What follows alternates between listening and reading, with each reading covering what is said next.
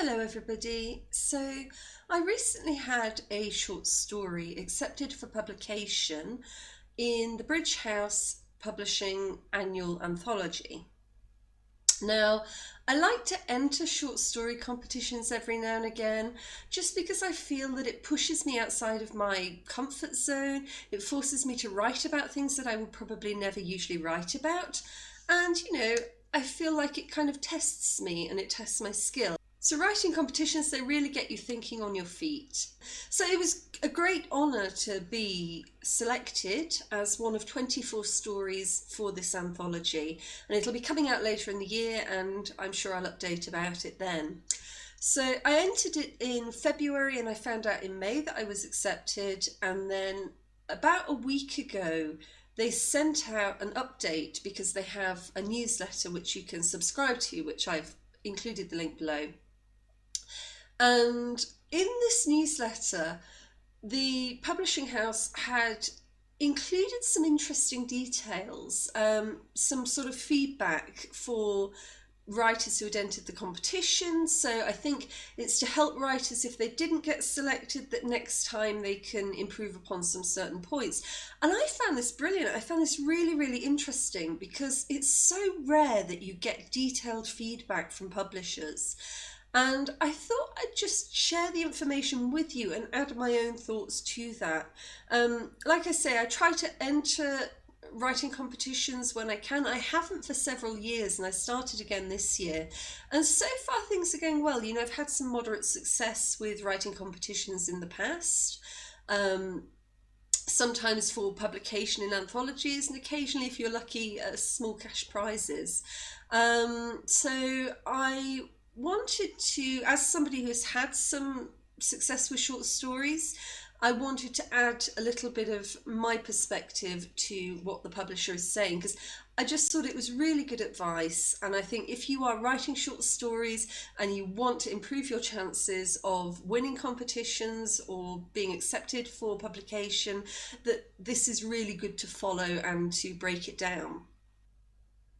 So, as I mentioned, this competition was with Bridge House Publishing, and I usually find the competitions that I enter through Almond Press, which is a fantastic website that has a really comprehensive list of writing competitions that you can enter throughout the year. So I've included a link below for anybody who wants to check that out. So the first bit of information that I got from them was how many people had entered and what the grading criteria was, which again is really rare to get any form of feedback like this from a competition. So it was quite interesting. And they said they had 176 submissions and awarded each story points. So 10 for the story itself, 10 for the theme, so how relevant it was to the theme of the competition, which I'll go into a bit later. 10 for the quality of the writing, and 5 for professionalism. So I think they mean layout and probably grammar. I don't know whether or not grammar comes underneath the writing quality or the professionalism, but I think maybe the layout is the professionalism. So those that were accepted, out of 176, 24 were accepted for publication, and those that were accepted all scored above 28. So overall, the quality of submissions was very, very high. Now, there's only really been one other competition where I remember them telling me the full stats of how many people had entered. And that was in 2017. My novella, Wolfish, was longlisted for the Leapfrog Press Award. And they had 410 entries and 31 manuscripts were longlisted. So, I mean, we're talking about a lot of people entering these competitions. If there's a competition online, usually they're free entry that I enter. Sometimes I pay a small amount, but you're going to get at least 100, 150 submissions to any competition. So it's quite a highly competitive area, and the acceptance rate to the number of submissions is generally quite low. So that said, it's really great to get the opportunity to analyse their feedback on what they say that they're looking for in short stories, because all publishers are looking for the same sort of things, and any chance you can get to kind of improve your writing and give you that little bit of an edge is really worth taking. So the first bit of feedback was they said the strongest stories had good shape. Some stories just petered out or were melodramatic in their ending. The better ones kept us guessing all of the time, and the endings weren't always obvious to us experienced readers. But they still have to be believable. The very best had a good structure.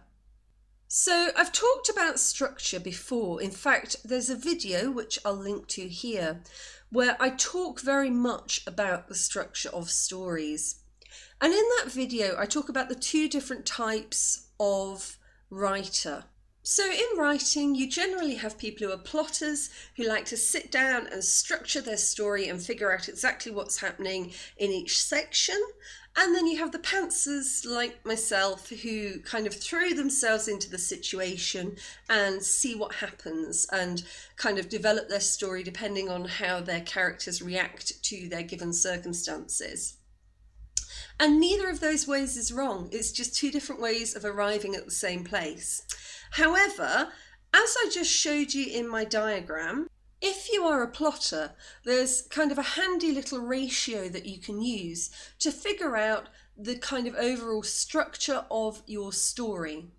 So the beginning of the story is usually about a quarter of your words, the end of the story is usually about a quarter, and the middle half is usually about a half of your words. So in this case, my story came to 4,800 and something words out of a possible 5,000. So the maximum word count for this competition was 5,000 words.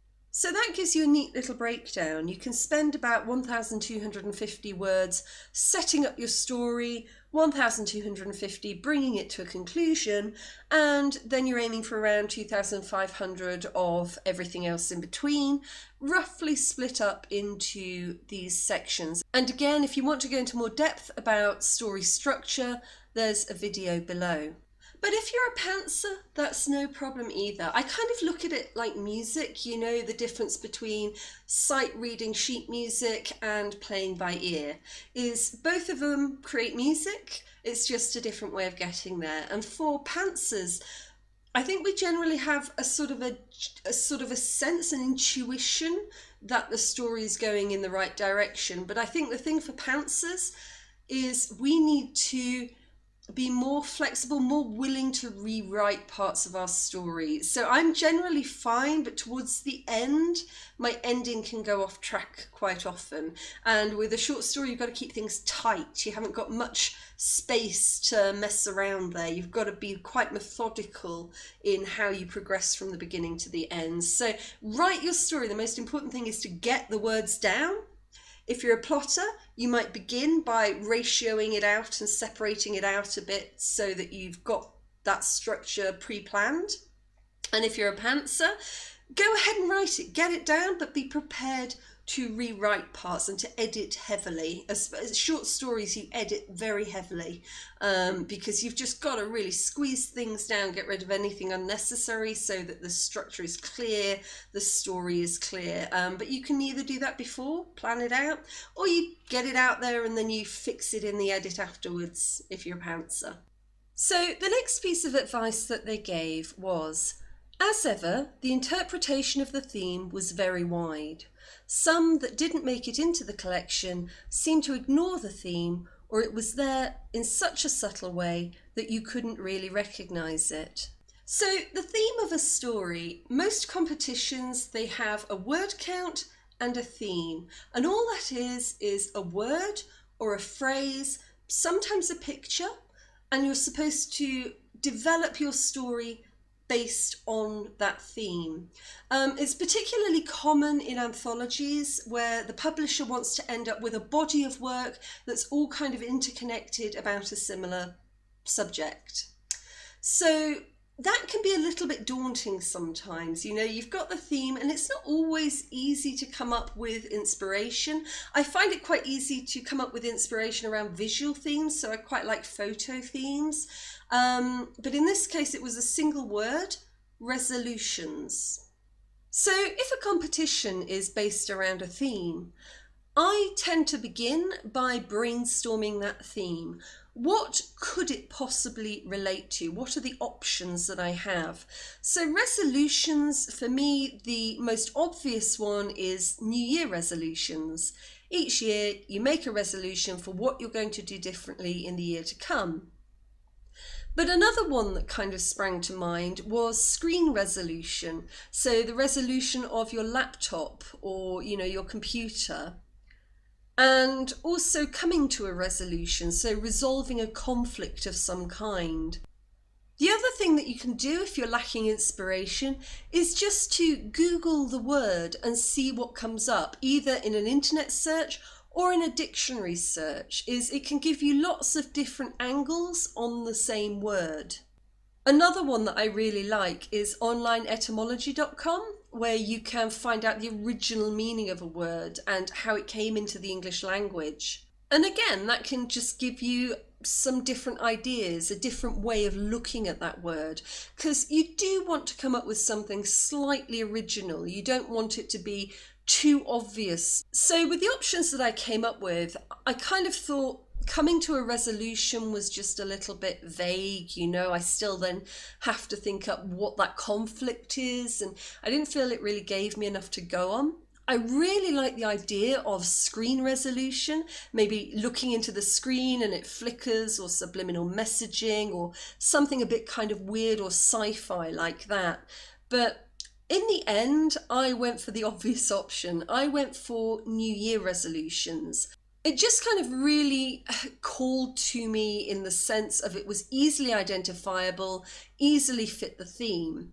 But because it's such an obvious choice, I had to go a bit further after that, because I had to think, what can I do to make it weird or unexpected? Because it's the most obvious word association, resolution, New Year's resolution, many people are probably going to base the story around a similar theme or that theme. So I need to think about how I can make it a little bit different. So what could make a New Year's resolution different to a standard New Year's resolution?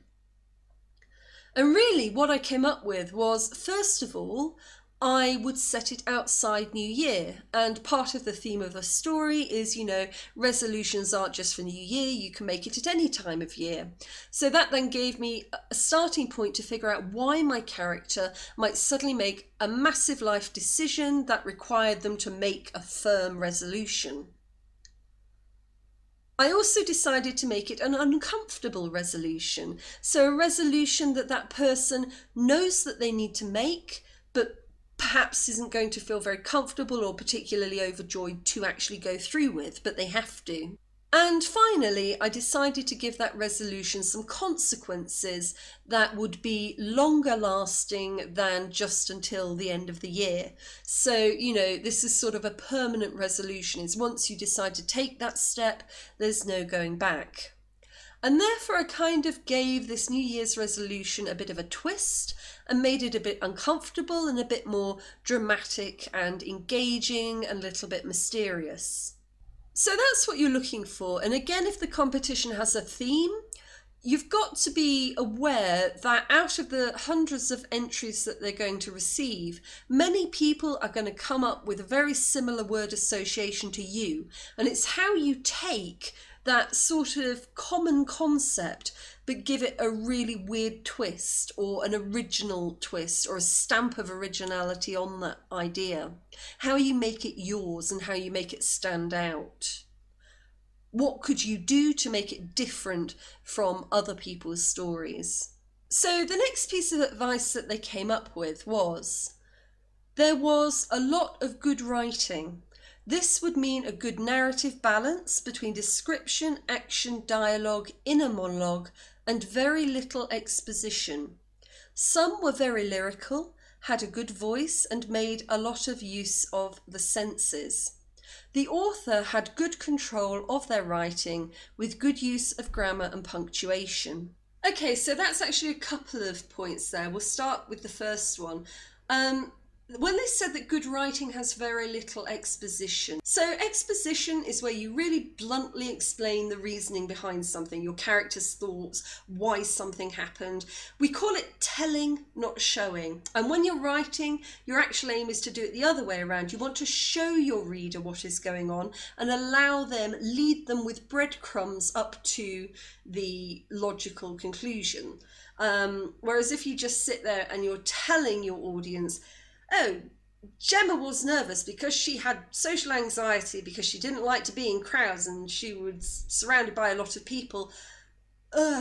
Whereas if you describe, if you show that Gemma is in a crowded situation and she's perhaps behaving a little bit strangely and a bit clumsy or drops something or stutters, then the audience know, they can figure out why she's behaving like that. They will come to the conclusion that she has social anxiety. But you haven't specifically told them that she's got social anxiety. And the part of the pleasure, the reason that we love stories, the pleasure of a story, is figuring out those aha moments yourself, because you feel like you're engaging in a game with the story, that you're kind of figuring these little things out, you're putting the clues together and you're understanding the characters on a deeper level. It's a story, not a lecture. If you wanted a lecture breaking down why characters did exactly what they did and being told, exactly what's going on, well, that's your English lesson at school, and that's why most people were bored by it. You don't need to be told how to read a story. You should be able to come to a good story with no former knowledge of that story or the characters, and read it and understand and start to aha your way through it. And that's the pleasure of it. So too much exposition in a story, too much telling instead of showing, it gets boring very quickly. So you're looking for a bit of subtlety in the way that you're writing, a sort of an understanding that your reader is as intelligent as you and trusting that your reader is going to get where you're going without you having to actually explain step by step to them. I think that is part of the problem. If you're reading a story with a lot of exposition, it feels like the author doesn't trust you to figure it out. It feels like that you're believed to be slightly intellectually inferior and you need to have things explained to you, which nobody enjoys. So you want to sort of avoid that. You want to do a lot more showing than you do telling. Now, they also mentioned having a nice balance between descriptive writing and dialogue. And again, this is something that's quite hard to do in short stories, because you're always aware, especially if it's a very short story, like 3,000 words, 2,000 words, how much can you get in there? And there can be an overwhelming kind of desire to describe a lot and to put a lot of detail into building the atmosphere and showing what things look like. In a short story, you don't have that time. If you're writing a novel and you've got 90,000, 100,000 words, describe your heart out. But the problem with description is it starts to take up a lot of space very quickly. A lot of your word count will get eaten away. So, you need to have some description in there, but it needs to be shorter than it would be if you had all the pages that you wanted to do it in. And what I would suggest is, again, get it down there, put it on paper, but be willing to accept that when you come to edit your short story at the end, you're going to be losing a lot of it. You're going to get rid of it. But it's nice to get it on paper, because then you have options. If you're trying to make it short as you're writing your story, you limit things. It can sound a little bit unnatural. Whereas if you just sod the word count and you just get it out there, then at the end you can come back and pick the best parts of what you wanted to say, of what you would have said, and make up a shorter descriptive paragraph. That said, dialogue is really interesting, quite fantastic, because I think there have been some studies that show that readers connect with dialogue faster than they do with chunks of descriptive text.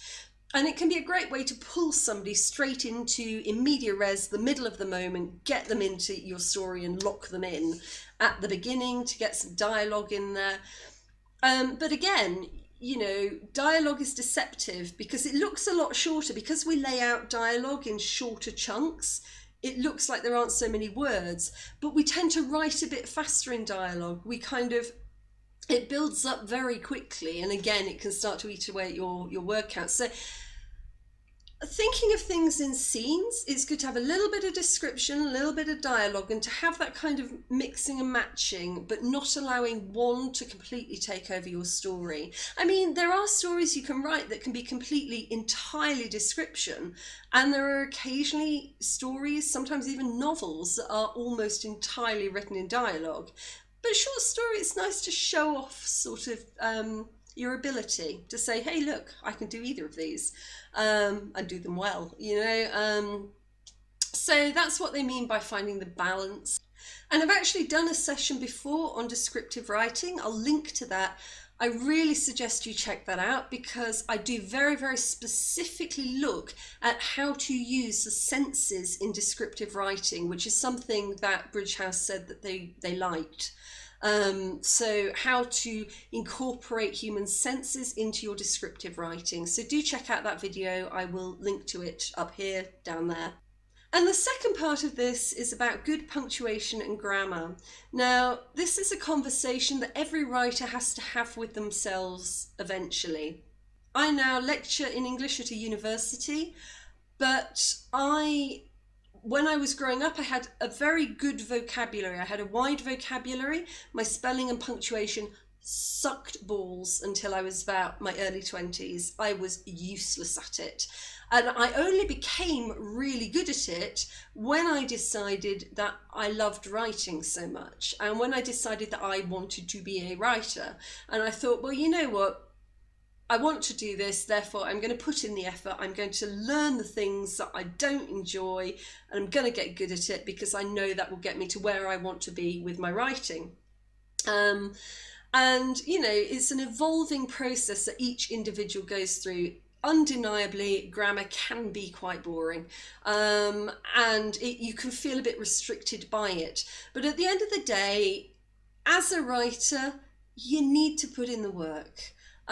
Because otherwise, it's like if you hand in a manuscript and it could be a brilliant story, but the grammar is absolutely sucky. It's kind of like saying, oh, here you go, I couldn't be bothered, you deal with it. And no publisher, nobody is going to accept that and go, oh, thank you so much, extra work, I'd love to publish it. That's not how that works. So you've really got to put in the effort. And the thing is, if you don't know what you need to work on, then some of the best advice is ask around, find a really good professional proofreader or editor, and just, even if it's one story, get one story professionally proofread and edited and sent back to you, because and tell the proofreader, mark it up, show me what I've done wrong. And then once you've got that once, you're going to have tons of feedback, and it's going to be horrible. You're going to cringe. You're going to go, oh God, do I have to look at this? But do, and through it, you will see what it is you need to work on, whether or not it's punctuation, it's your commas, it's your apostrophes, what it is that you specifically need to work on. And make a list and spend a few days on YouTube. There are English lessons on absolutely every aspect of grammar, English grammar, and just practice it. And when you know that something troublesome is coming in, pay extra attention, focus on that. And over time, the repetition will come in and you'll start to do things automatically. But, as an English lecturer, it is very, very difficult for adults to change their grammar, because we all have an idiolect. We all have a way of using language that is unique to us, like our fingerprints are unique to us. And in adulthood, that's very, very set. And so even if it's a difference between writing it's with an apostrophe or without an apostrophe at the correct time, you've got to become aware that you need to change it, and then you have to stop yourself each time it comes up, and you have to put in the effort to spell it correctly, and you have to keep doing that with a huge amount of awareness for a long time before it becomes automatic. But it will become automatic but it takes time to get there and it can feel like a slog. But if you love writing and you want people to read what you're writing and you want to have it published and you want to win competitions, you've got to put in the effort, unfortunately.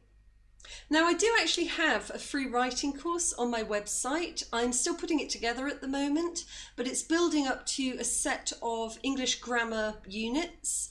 So if you're not too sure about hyphens, apostrophes, commas, exclamations, it should take you through that step by step.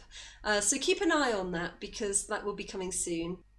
And also it's worth just checking out my short video on why it's impossible to proofread your own work.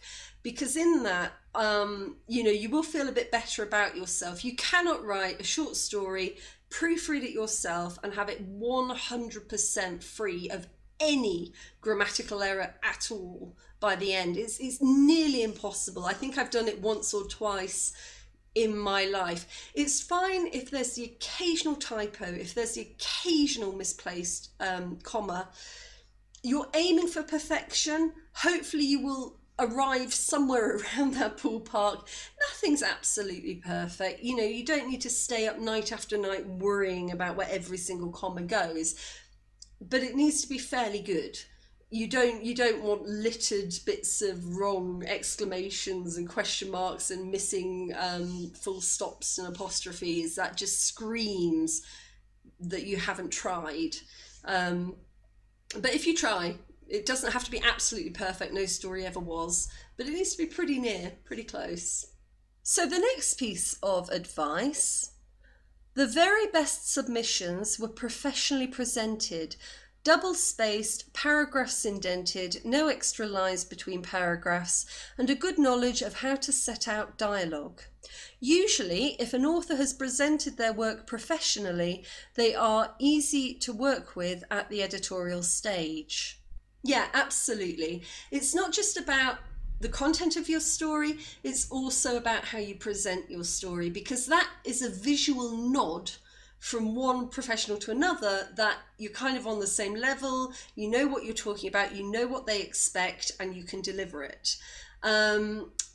And that's very much, I spend a lot of time with my students when we do creative writing, but we also do academic writing.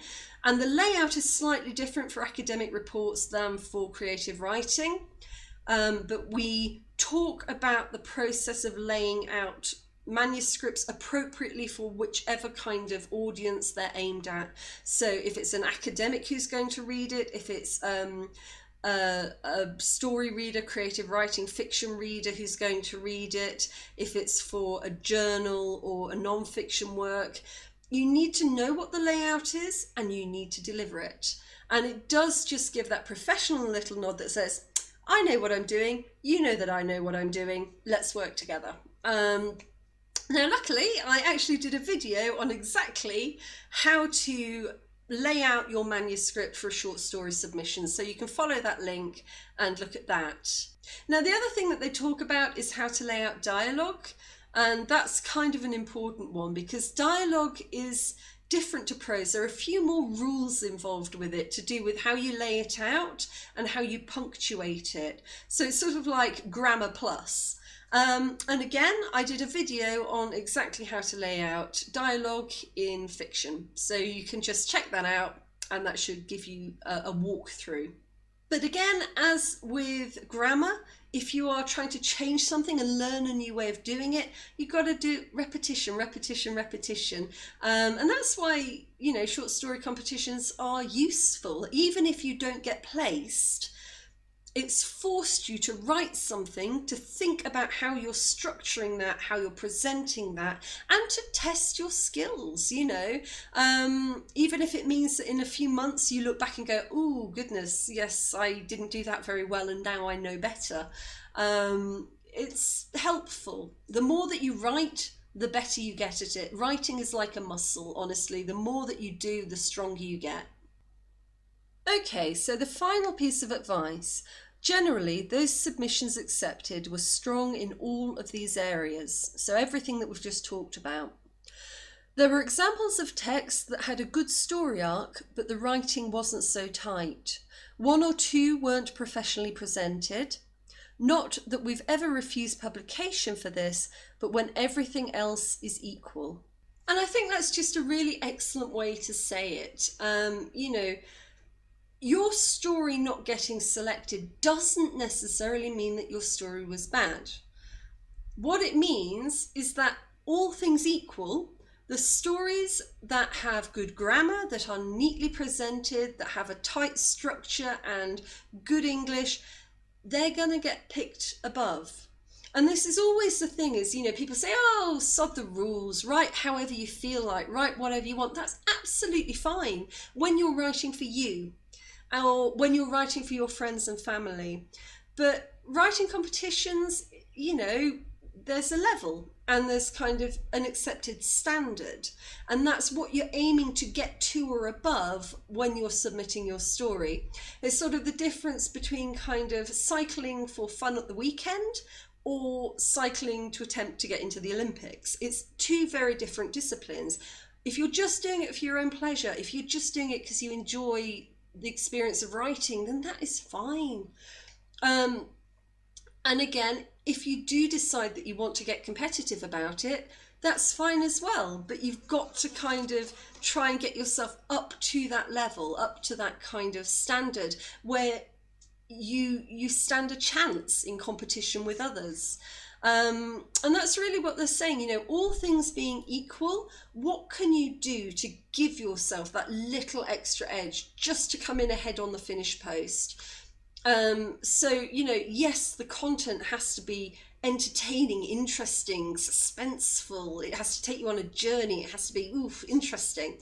But then, just to give it that little edge, you want it to be polished. You want it to look nice. You want it to sort of wear its best Sunday outfit, sort of strutting like it owns the place.